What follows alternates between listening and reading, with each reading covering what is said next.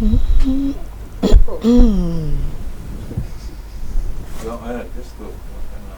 viewers, I'm Reverend Helen Dawkino. Tonight we are bringing an interesting topic that has to do with the battle against dropping out of schools among the migrant community in Southeast. So I have my panelists. Yes, my name is Caroline. I'm a mother and I'm an entrepreneur, and we love Amsterdam Southeast, and we want to do everything in our power to make sure that our kids remain in school. And we hope that you can listen to us, take some advice, do what you can as a parent, do what you can as a community to help our young ones stay in school and get a better foundation for their lives. Yes. My name is Douglas, 27 years old, also living in Amsterdam Southeast to be specific. I currently work as a junior program coordinator at the Amsterdam School of Real Estate, and I'm here to offer and share my thoughts on this particular issue and see how we can be of help. Yes. My name is Josephine. I work at Swazum at the moment at the Kinderopvang at Swazum, and I am also a migrant in the society. Grew up a bit here, went to school here, and saw some difficulties that our children might have been passing through myself. And I'm just coming to add my voice to this panel. God bless you. Thank you so much. Thank you so much. All right, as an introduction, young people, especially those in the age bracket of 18 to 23 years from urban cities, are at risk of dropping out of school. This is usually due to several causes, among which are poverty and a lack of proper academic career orientation or guidance. So without a qualification and a job, they easily become targets for criminal activities and gangs. So this is one of the problems facing youths from the Bijlmer Center here in Amsterdam Southeast. The percentage of youth unemployment in this area is twice 51%, the Amsterdam average, which is 24%, and this is related to early school living. So in this show or broadcast, we will want to try to address these problems by offering some recommendations. So we encourage you to join us on Facebook or through WhatsApp or through any other social media. Join us on Radio Voice of Niger or Majesty Christian Television Network, and feel free to give us a call on the studio line, which is 020 3374 160. Let's hear your own contributions as well, those of you who are watching from outside. All right, it starts now. First question.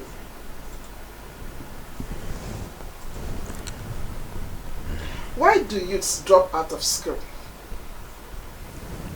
Yeah. So the issue is how we're gonna do this is that we look at the question, then we start. Okay. Yes. Then let me start with Mr. Douglas. Yeah, I believe there are several reasons why youth drop out of school. Some of which you already read out in the intro. Personally, what I have come to identify as a very big reason is motivation, especially in our community. The motivation to to push forward and to try and make something out of yourself. Sometimes, especially when we compare to our more native counterparts, let me put it that way, they seem to have the backing from home, and that sort of helps them to push forward. They know at a very early age what they want, and there's a lot more guidance in that respect. But when we come to the migrant community, we find out that a lot of times the push from home, the role models that help bring out that motivation out of students, is a bit lacking, I would say. So I think that is a big factor that people, especially young people, do not find that if they are not able to find the motivation in themselves to push forward, then it is a major reason for them to to drop out. What motivation does, when you don't have it, it's sort of gradually you start getting you get less and less interested, and once the interest starts drifting away, then before you know it, you are no more going, and then that can lead to a complete dropout. So I believe that is one of the factors that contributes to this situation. Lack of motivation. Okay, let's Yeah. hear from, Myself yes, also, yeah, I was fortunate to study a little bit here in the Netherlands, Yes. and just as Brother Douglas is saying, I see that motivation aspect, lack of motivation, as a great factor Yeah. why children drop out of school. I saw in the place where I was that most people get demotivated because they don't see any challenge ahead of them. They don't see any role model like this. If I study, I can also be like this one. And so sometimes I think the things they are looking at rather demotivate them to get richer quickly instead of pursuing their education to get richer. Another factor I also see is the same motivation like my brother said. I want to build on it, the participation of parents.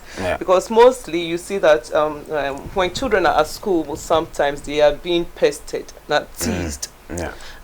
They are being told you are nothing worth and you can amount to nothing and you cannot do anything. Myself, I was also tested that way. Even until the final year, a teacher asked me, what is your background? How did you manage to get here? Really? So imagine a child who doesn't know why he's there may think, okay, after all, there is nobody here and nobody is even helping me out and everybody is looking down on me. So I just have to stop going. And so when they come back home and we parents don't participate by asking them what happened at school, how was your day, what did you do, what was your difficult aspect, and we just leave them to the society, the children get frustrated. And maybe they don't have any good friends that may motivate them. It causes them to lose interest in whatever they are doing, and then it may cause the school dropout. That's a very good one.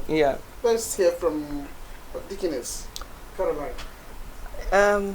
Yes, I personally, I didn't grow up here. I came into this country when I was a little bit older. But I have children, so at least I understand. I see some friends of my kids, some who have actually stopped school.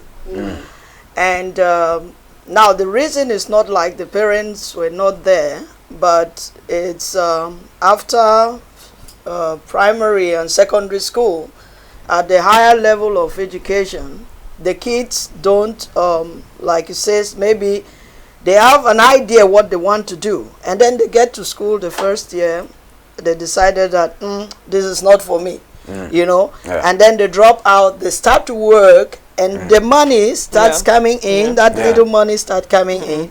And the money that comes in just demotivate these kids from returning to school. So it's a very tough place for the children to be because they want to get the money, but on the other hand, they need to be able to go back to school. And it's not easy. Even for an adult, for you to be able to go back to school, you need that internal motivation to go. But again, for the kids, I do believe that in this society today, we need to come up with a program like mentors. Because most of the migrant parents, unfortunately, the language is an issue. And therefore, the school system itself is not that easy. Right? By the time they're getting to group 8, you hear CAD, FVO. So it's like parents get really confused. What is all this car and T and FVO, HAVO? What is all this? Before it was MAVO, HAVO, FVO. That was easier. But with all the breakdown, it's a little bit difficult for migrant parents to understand the school, the system, how it works. And therefore, they cannot totally participate in the manner that a parent should actually participate in the life of the child. On the other hand, the parents are busy at work, right? 1, 2 jobs, 3 in the one job in the morning. By midday, they are home. By the time the kids are coming back from school, they are going again for the second job in the evening. By the time they come home, they are already tired. Don't even understand maybe what the child has done. Has the child done their homework? Have they not done their homework? It's difficult for the parents. So what I'm actually proposing in this aspect, or as a solution, is that let's see if we can come up with a program that pairs mentors with some of these children. I believe that if we come up with something like that, it can actually help. And we have to change our own community, starting from your neighbor. You know, find out if the kids, you take a look at a kid and say, hey, why is this kid not going to school? If you want to, talk to their parents, and they may be able to share some things that, you know, maybe you have an idea on how you can help. You know, so let's begin to talk to each other in this community. Don't just bypass people on the streets and let them go, and let's see these kids drop out of school without any help. Yeah, but if I may add something here regarding the fact that because they go to work, they're exposed to work at an early age, and then touching money, and at the same time being motivated again to go back to school is like a struggle. But my question here is the indigents, the citizens here, the owners of the country, they also, their children are working, and they are exposed to, you know, going to work at a very tender age. And yet they are doing those jobs, at the same time they are pursuing their careers. So how come it is now coming in between our own children's education? How is it that our children, is it that their own kids are more disciplined than us, or our kids were not exposed to money, and then because they were not exposed to money at the early stage, now they're exposed to money, they are now pursuing money as against education? What is really the matter there? Well, to answer that question, before the other panelists coming, to answer that question, I do believe that the indigents of the land, they are already in their system. They understand how it works. And if it comes to us, okay, let me say, I'm not going to call the example of somebody else. Let me say myself, right? My kids worked. I introduced them to work for early. But then I took the time to explain to them what they are doing, right? The work, I told them that going to work right now is not about the money. It's about you discipline, right? It's about them being disciplined in their lives and creating the experience, right? So the experience is important, because I told them the experience is important, because if you're born here, but if you decide to go to school, right, just go straight to school until you finish your first degree, what will happen is your employer will go back and look at, hey, at 15, what did you do? At 16, what did you do? At 17, what did you do? At 18, what did you do? You may have a job, but no experience. And therefore the market will be, they will take all the CVs and put, oh, this one did some work at this time. And that 5 years when she was 15, so she's motivated to work. So I'm going to take her. I'm going to throw your CV aside. So I have to take time to explain to them. So that's why I'm saying that what we can do, because I think we are trying to see if we can figure out solutions. So what I'm saying is, we already know they drop out of school. So now the second thing is, we have to go out and look for the statistics, whatever it is. Why do they get out of school? And we cannot find that information until we talk to the people involved. So we have to talk to the kids, find a way to talk to the kids, the parents, and then we can find out why they drop out of school, and then from that perspective, we can start looking for solutions to setting of this problem. But if it comes to the work on that, I'm saying is, it's easy if we can come up with a situation, know our immediate environment, and then come up with a program which is like pairing children, even 4 or 5 kids, with a mentor, somebody they can go to and talk to in relation to schooling and the rest of that. Before we that go can to help. yes, that's good. Okay. Before we go into assessing the solution, I think it's important we at least talk a little bit about the problems. Yeah. Because there are some parents who are out there, they won't even know. Exactly. They don't even understand that these are the things going on here. So if we would talk, and there are seen parents as well here in the studio speaking about this issue and seeing a youth, I believe that they will become more attentive and they want to really learn something from this very interaction. Yeah. So if I may understand from you, woman of God, you said parents don't participate in schools. Yeah, that's very important. From you, Douglas, you said it's lack of motivation. Well, lack of motivation, okay? And you said that we don't have role models. Is it any of you made mention of that? Okay. So do we agree that these are the things that can hinder people from going to school? I think partially. And also because of lack of the system of education here. I think Sister Carol said something about that. Because if we know the system of education here, no child will be dropped out. Because in our system in back home, we know when a child is weak in a certain area, the child is weak. And the child may be the last in the class until the child finishes classes or whatever. Exactly. Now, we bless God that in this society it's not like that. Okay. A child, whether grade, whatever grade you have, you can still master to university level. You see? And that is one thing I believe our parents here don't know. Exactly. So we don't advise our children towards that. It doesn't matter if you are not good today, that you cannot be good tomorrow. Yes. You maybe the subject is a bit difficult for you today. It may need a little time, but you can still catch up to university level. Exactly. So I believe one of the factors may be the lack of understanding of the school system in Netherlands.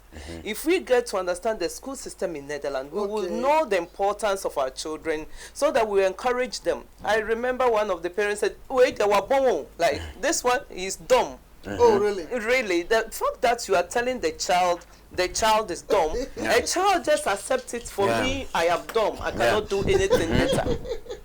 You understand? Really? How can you tell your own child he's dumb? Oh, really? But that is what we have been brought up to. So you are not encouraging that child to bring out the best out of the child.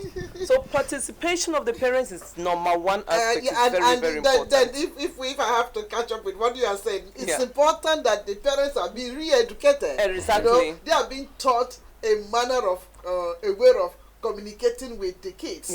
Because I think there are so many of these parents who are very raw. So their manner of communication is very, very raw. Exactly, I can imagine a mother telling a teacher that as for this child, this one is a dumb. So I can't imagine telling that. the child itself, you are dumb. You cannot do anything. Really? So it puts that child to a place that even my mother don't trust in me. One of the important things that motivates children also to do their best is to trust the children. It doesn't matter whatever course they are doing. Just support them by trusting. Oh, I trust you can do it.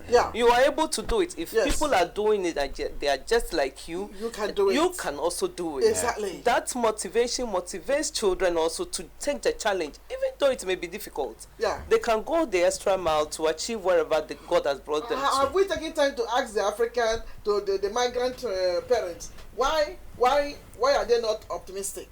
Exactly. So why are they not? Why do they show much of negativity than being optimistic towards their kids? Exactly. Have we asked them? Is it because they themselves did not go to school? Because I can't imagine a family where parents have been to school. When parents have been to school, they know the value of education. So they also know that there is power in the words that they use. So they wouldn't be speaking anyhow.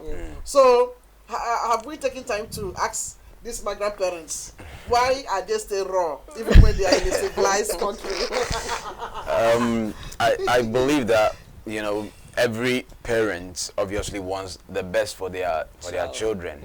And I think by now, I assume that all parents also realize the value of education. But as you were saying, you know, a common element actually that also attributes to, or let's say, you know, contributes to dropouts is also the background of the parents when it comes to their level of education. Yes. And you know, more often than not, when it comes to migrants, more often than not, our parents have not been able to go to that level or attain that level of education that perhaps, as compared to the our you know, his native Dutch counterparts, how far they may have come. I remember for myself when I was studying that, you know, everything had to more or less come out of myself. So even if my parents, I know they were supportive, they wanted to be there for me, but their level of understanding could only go so far. So there is so much more that had to come out of myself, and that, I believe, is also the situation with most migrants. When you go to the schools, all the way from the primary to the secondary schools, very rarely do you see parents from, you know, migrant backgrounds being very active in their, you know, children's education. Some of them, unfortunately, see it more or less as a burden. Others, you know, they have difficulties. They don't, because they don't understand, they don't want to take part. And others also, you know, issues that were mentioned, you know, due to their workload and all that, they are just unable to, you know, go as far as necessary. And also, as you mentioned, the cultural backgrounds. You know, the parents may want the right thing for their kids. Sometimes parents feel like when they say certain things, they are somehow, you know, motivating the kids. So when they say maybe you are dumb, somehow they probably think it might motivate the kid to try and do better. Okay. I believe that's how we've been used to in you know, back home.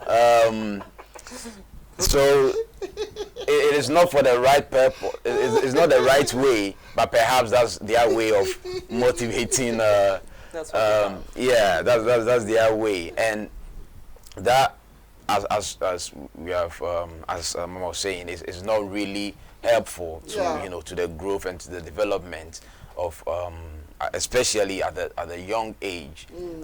And when, you know, the people are a bit older, then those dynamics change a little bit, but still, you know, the basics and the foundations are very important. So if that have not been well put in at the young age, then, you know, it sort of carries throughout the you know, later stages in their careers or in their education. Okay, thank you so much.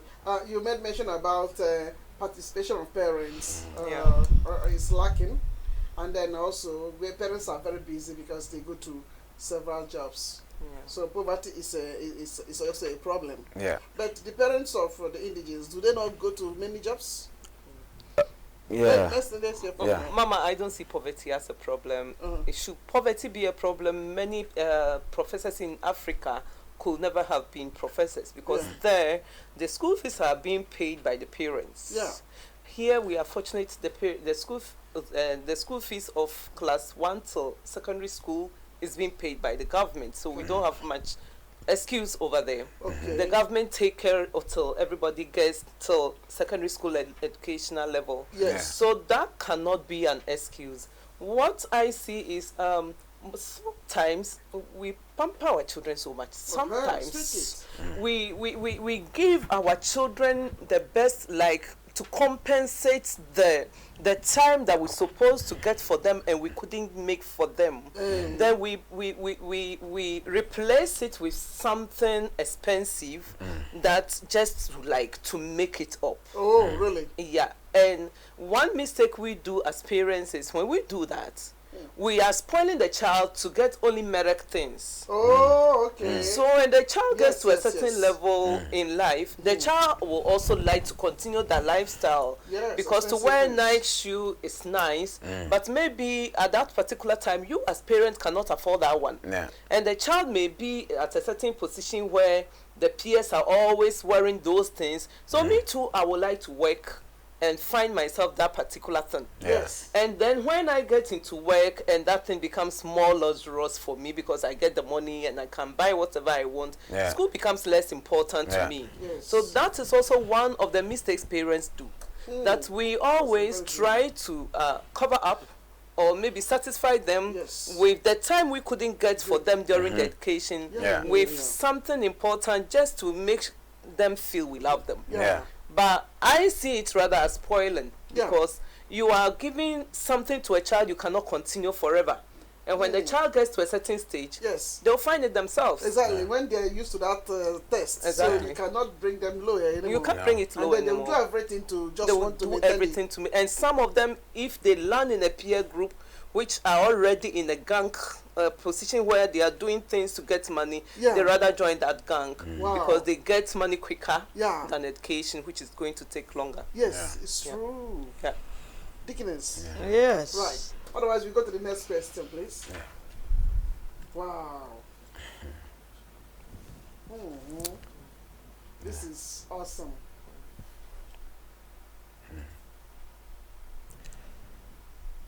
So, what are the signs? What are the signs a youth may be dropping out of school? What are the sign indications? Let's start with her. What I noticed around my immediate community is that you start talking to a child, they come to you most of the time with questions. I get some of them come to me for questions. And after a while, it will take about, I can see them once a week, right? Once a week. And then after a while, it takes 2 weeks, 3 weeks, I don't see them. Yeah, I don't see them. So the moment you ask anything in relation to school, you hear them give you some complaints, which, excuse which are not, you said, but where is that coming from? You know? Did you go to school today? What did you do? And then they start making excuses, right? So that already gives me what's going on in the life of this child. No, that you begin to see that they abstain from school, especially when they're above 18, because at that point they think that, okay, now I can make my own decisions. They are not going to hold my parents for whatever decision I make. And so for me, the first one is a sign, the withdrawal. When a child who was up front with you start talking about their education, start withdrawing from you. When you ask questions in relation to school and they start giving you excuses, hey, please go deeper and find out more, because that child, there is a risk that that child might drop out of school. That's already indicating that the desire for the education is probably dropping. You know, so every time you want to talk with them about it, they don't even want to talk about it.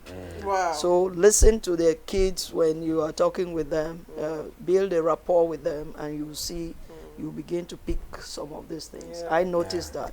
Well, let me read something from the Facebook. Somebody's reacting here. Sarah Olajumoke Balogo, SOBJ, thanks for joining us. She's also an educationist anyway. So watching all the way from Rotterdam. Wow. So yes, she said reason for choosing work instead of continuing their education is mostly because most of the kids do not have future ambition. Yeah, they don't have future. They don't have they don't have ambition. And then another reason is furthermore, the absence of role model in our migrant community is also a major reason. And also lack of financial support. So some of the points she's mentioning, I think we've mentioned. Also, lack of financial support from their parent is another reason kids drop out of school. Or minimum, since the alternative will be for them to go and ask for student loans. All right, so lack of financial support can also contribute to them. Yes. Thank you so much, SOBJ, and please keep watching. I think with that last point, with the